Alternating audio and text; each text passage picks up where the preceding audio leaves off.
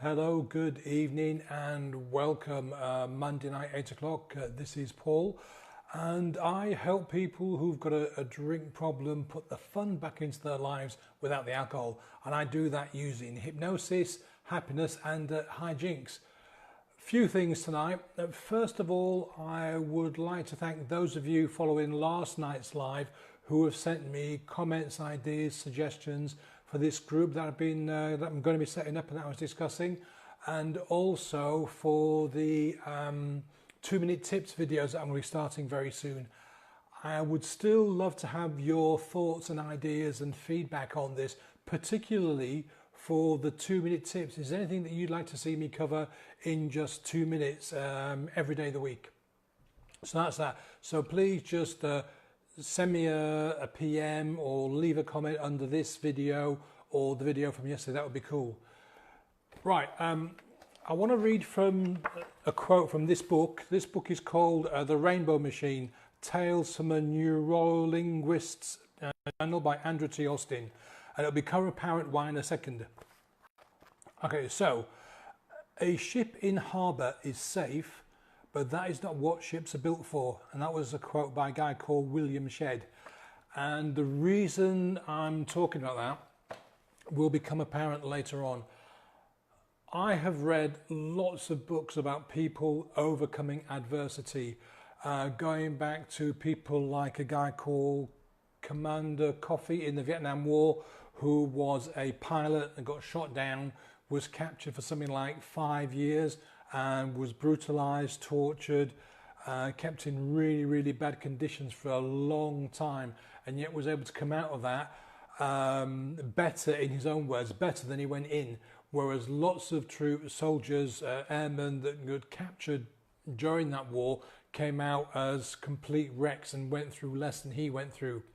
I've been reading about a guy called David Goggins, who was a Navy SEAL and a Ranger and lots of other things, and going way back to when he wanted to join Special Forces. He was 300 pounds pretty much, and he was told he would have to lose, I think it was 150 pounds in less than 3 months, and he managed it. That is a huge amount of weight to lose, but that was the problem that he had. He was 300 pounds, wanted to go and do BUDS, which is the basic introduction to becoming a Navy SEAL, and had to drop that amount of weight. Lots and lots of people have had to overcome incredible amounts of adversity and will still have to do so. And the reason I'm talking about this is, think about what you actually control in life. What do you control in life? What do you think? A lot of people think, well, I can control everything. I can control people, I can control my TV, I can control my car, I control my kids and all the rest of it. Well, think about it for a second. If you're driving in the middle of the desert and your car breaks down, are you still controlling it? If your kids misbehave, runs away from home, or when they get to 21, they leave and never come back, are you still controlling your kids? In fact, the only thing you can control, there's 2 things in life that we can control. And you're not going to believe this. The first thing we can control is our beliefs. And the second thing we can control is how we react to events. That's the only 2 things we can control in our lives. Nothing else. Now, this has been proven time and time again by lots of different scientific tests. And that's it. That's the only 2 things you can control. So why am I talking about that?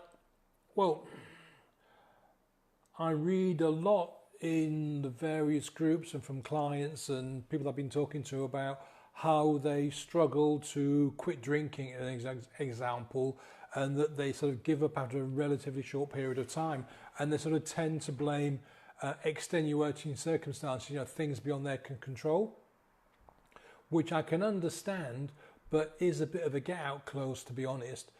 Let me give you an example. A woman who I've been very, very close to for quite some time now, and I'm talking romantically speaking, said to me today that we can no longer be together on that side of things, so we can still be friends, but that's it, nothing else. Now, over the past few days, I knew something was going on because of, I don't know how exactly, but I know things that have been said, something in the ether. And so I kind of knew it was on the cards. Now, I could have reacted, any one of us could have reacted in sort of 3 or 4 different ways. We could have got mad and gone and drank loads or broken the apartment up. We could have just sat in a corner and curled up and cried like a baby for 10 years. We could have, thrown loads of abuse at the person and just not wanting to speak to them ever again. There's all sorts of things that we could have done. And to be honest with you, I kind of steeled myself for today because I knew it was coming and I didn't want to sort of like, how can I put this? I didn't want to blubber like a 2-year-old in front of this person when we got to talking. So I did all my crying over the weekend. I spent 2 or 3 days in floods of tears, being very upset and trying to sort of gather my thoughts and about how I can move forward. Now you might think, well, you don't sound very upset, Paul. Well, true, I don't, because I've decided that whilst I'm upset, life still goes on. Those 50 people in New Zealand that, went into a mosque to pray and to celebrate their religion, expecting to be able to go home and have lunch or whatever they do after a prayer session, yeah, they're dead. It wasn't like they were in a war or some kind of storm that was happening where they knew there was a risk to life. They were praying, and then some idiot comes along and kills them all, yeah? So they didn't know. So how on earth, and just sorry, so think about the effects on their immediate family and friends, and in a peaceful nation like New Zealand itself, yeah? It's traumatized millions and millions of people because although regretfully this kind of stuff does happen, you just don't expect it to happen in certain places, yeah? And so a lot of people have been grieving, a lot of people have been very angry. There's been a lot of big emotions on display across the world. So when you put that into context about how I'm feeling about this relationship breaking up, I have to, realize that in the grand scheme of things, it's a very, very small thing that's happened to me. Yes, it's crap for me. Yes, it's really torn me up inside. But in this big planet of ours, 7 billion people, there's people being born, dying, being ill, being attacked, being killed, pretty much every minute of every day. And so what I have to do is to put this event into perspective. And the only way I can do that is to think, okay, well, look, it's happened. I've grieved and I will continue to grieve for a while, but I've got to move forward. That's where this quote comes in about, a ship in harbour is safe, but that's what not ships are for. A lot of people in the groups I'm in, they shut themselves away because they can't face life. They can't face going outside. They can't face people for a variety of different reasons. And I feel really sad because life is for living. Yes, you can be at home. Yes, you can be safe. Yes, you can wrap yourself in cotton wool. Yes, you can get 50 bodyguards and landmines and guard dogs and whatever. Yeah, but you're shutting yourself off from life. Life, this is a cliche, I know, but life is meant to be living. Life is meant to go out there and do stuff and get experiences. Yes, it's going to hurt sometimes. Yes, you're going to get torn in half. Yes, you might get physically hurt or mentally hurt. Yes, your heart might be ripped out and thrown away and all that kind of stuff, yeah? But on the other side, yeah, you're never going to fall in love. You're never going to meet someone. You're never going to kiss someone. You're never going to taste a new food. You're never going to see a new bit of scenery. You're never going to meet new people. You're never going to read a new book. You're never going to smell the ocean. You're never going to pat a dog and all this kind of stuff. All the brilliant stuff that makes up life, the highs and the lows, that is life experience. And if you shut yourself away, if you shut yourself in your room, you're not getting any of this. And okay, you might get some sympathy from the others in the groups. Oh, I'm really sorry, Paul, you're having to shut yourself away. Yeah, that's really bad that you... Look, I'm sorry. Get up, get out, go and live. Yeah, it might scare the crap out of you, but that's good because it means you're alive. Listen to that again. If you go out and you do something that scares you, it means you are alive. You're still a living, breathing entity on this planet. Do you realise how bloody lucky you are? yeah? Think about it. Think about what's happening in the world, all over the world, yeah? And you're sitting in your little apartment, your little house, locked yourself away because you're scared of what's outside. The big world is there waiting for you to go and explore and enjoy and savor and get the best from it. Look, yes, there are risks. I mean, there are risks of staying at home. I don't know, an asteroid could fall on your head. Your gas boiler could explode. You could have a heart attack. There's a billion things that could happen. But you've got to put it into context, you know.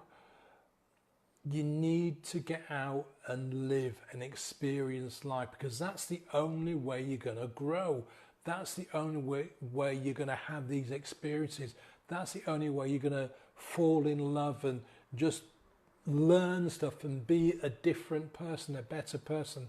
If you've got a problem with your drinking, yeah, the only way to sort that out is to get up and tackle it head on.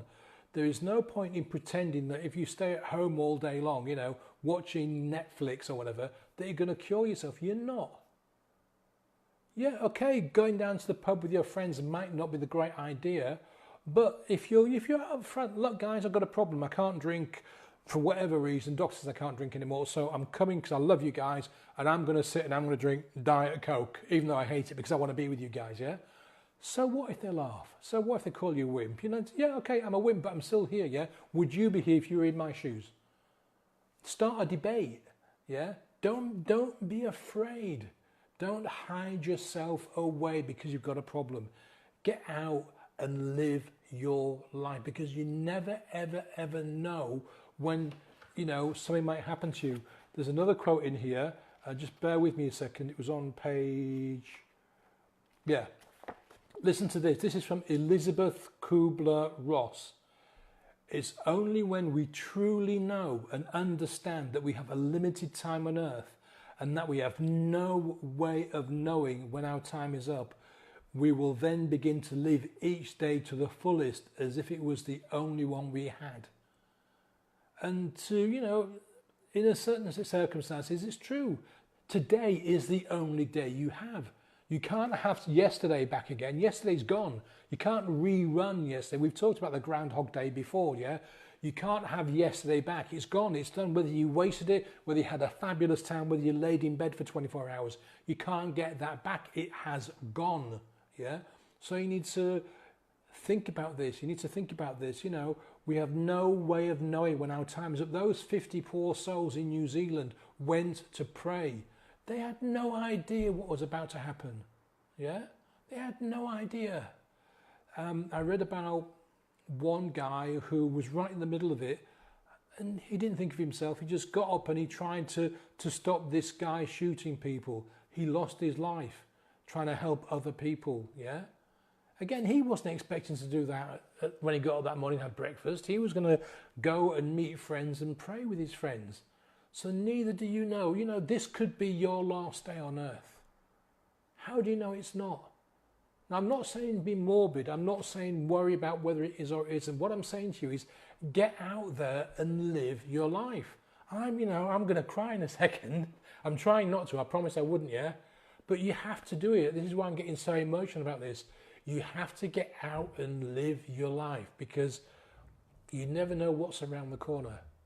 You know, all those times in the United States when stuff's happened, all this, you know, this thing in New Zealand, all the car accidents, planes falling out of the sky, shipwrecks, wars, disasters happen every day around the world. And people that get involved in that didn't wake up in the morning thinking, oh, I'm going to get involved in some major disaster, yeah? They just got up like you and I did. They had breakfast and got on with their life. Well, at least I did. But are you? Are you getting up and are you getting on with your life? It's a simple question. Are you getting up and getting on with your life? Please think about this, yeah? It's really important. I don't care what problem you've got, what problem you're facing, yeah? Most things are not insurmountable. There is always a way over it, under it, round it, through it, yeah? And it may take you a while to find it, but you need to find it. That's the thing. Okay? So, live your life. Get out and do it. Don't let stuff stop you, okay? don't let anything stop you. Just get out and do it. So yeah, I am really upset at the minute, because if you don't know why, I'm not going to repeat myself. You have to sort of re-watch when I finish the video, okay? But just please promise me, you know, you don't have to come and work with me. I understand that you might not have the money, or you might not believe in hypnosis. It doesn't matter. But just whatever problem you're facing, don't hide at home. Get out. Don't hide behind your emotions. Just go and live your life. Go and do shit. Yeah? Have fun. Do stuff. Be yourself. That's all you are. You know, I mean, another cliche for you. This isn't a rehearsal, yeah? You don't get a second bite. You don't die and you go in front of the big guy and say, okay, yeah, you had a crap life, here's another one. I'm going to rerun your life, you get to start again. It doesn't happen, yeah? This is it. This is it. And I'm going to say this again a couple more times, then I'll finish, yeah? No reruns, no repeats, no, what's the word? Series in a box on DVD sets, episode 1 to 99, that you can binge watch at a weekend. Yeah. This is it. Yeah. And when I finished, this last 10-15 minutes is gone, finished, done. And this sounds really weird, yeah, but I'm feeling a lot better by doing this. Okay, it's hurt me and it's upset me, but I feel better for doing it. What will you feel better doing? Okay. My name is Paul, and I'm a hypnotist, and I help people that've got a drink problem have fun, get fun back into their lives without the alcohol. And I use hypnosis and happiness and hijinks, yeah? Have a wonderful evening. If you want to talk to me, you know where I am, and I'll see you this time tomorrow. Bye now.